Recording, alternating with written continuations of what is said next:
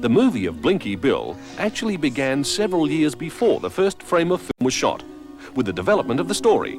Once the story is finalised, the voices of the characters are recorded. Australian character actors Keith Scott and Robin Moore, between them, provide the unique voices of Flap, Splodge, Blinky, Wombo, Nutsy and the rest of the bush animals. At this stage, the animators step in to commence the enormous task of bringing the story to life. Over 70 animators laboured for over 2 years to bring Blinky Bill to the screen. The first step is to draw a storyboard for each of the 2,000 scenes in the movie. Each of these folders contains just one scene, which in itself could consist of 200 to 400 drawings per scene. The animators now draw the characters in black and white at the start and finish of each scene.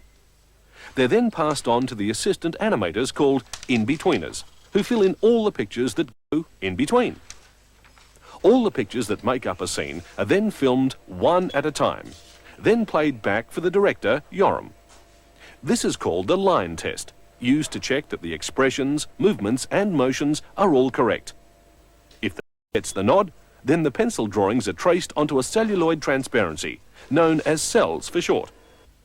The painters step in at this point and bring the cells to life, filling in the colours on the reverse of each cell. The final stage, called rendering, involves adding fine detail by hand, such as shading or airbrushing. The end result is pure magic. One of the most unique and magical aspects of Blinky Bill is the use of different backgrounds behind the animated motion. The most difficult of all involves the use of live action footage. This is the signature of a Yoram Gross film.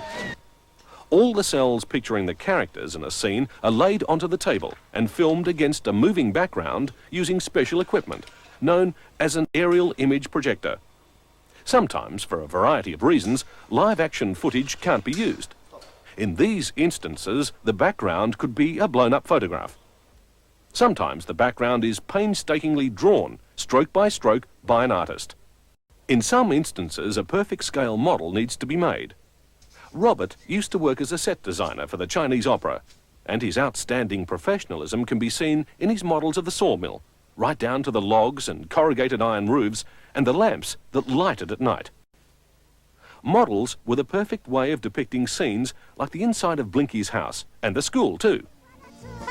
Purple kangaroo! Toss them at the door! Wombat in the There's something else that we incorporated that is very important for today's children, and that's music. The kids are surrounded by music. There's music video clips on telly. There's music everywhere. There's music in children's films. And so, of course, we had to have music in Blinky Bill.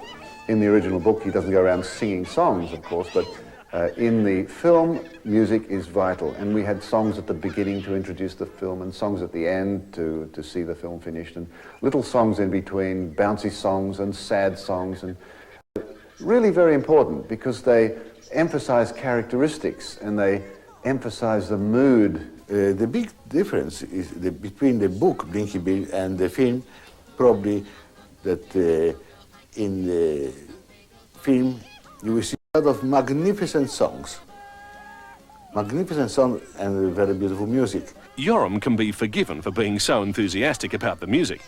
The composer, Guy Gross, is his son. Well, Blinky Bill started for me almost 2 years ago now. I had to begin by writing songs. Nothing can happen until we finish the songs because animators can't animate unless they know the songs to animate. So 2 years ago, when the script was being developed, John Palmer and Yoram came up with some fantastic lyrics, and I think we probably have about 6, maybe 7 songs now in the film. Some wonderful music, played lots by banjo, a lot of country music in the film. It's a lot of fun, very up. There's a lot of dance sequences. It's good to see koalas can even dance.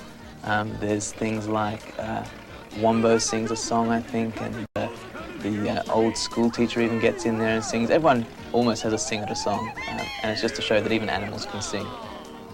I had a lot of fun with that. Then I don't do anything for a couple of years while the rest of the film's finished. The underscore was the important part for me. Well, a lot of the work was the underscore because animation nearly has to be underscored from beginning to end of the film. So most of the scoring took place in my recording studio here. I work electronically with all the equipment around me. Some of the score we went down to Melbourne to record. The Melbourne Symphony, or players from the Melbourne Symphony Orchestra. That was a great buzz to hear it with a live orchestra. The finishing touches include the recording of the incidental music and the creating of special sound effects like trees falling.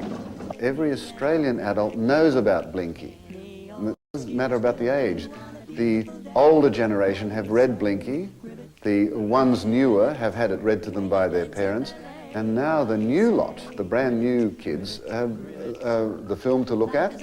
No doubt that the film, Blinky Bill, it will be a classic and it will stay in the memories of kids and adults for years.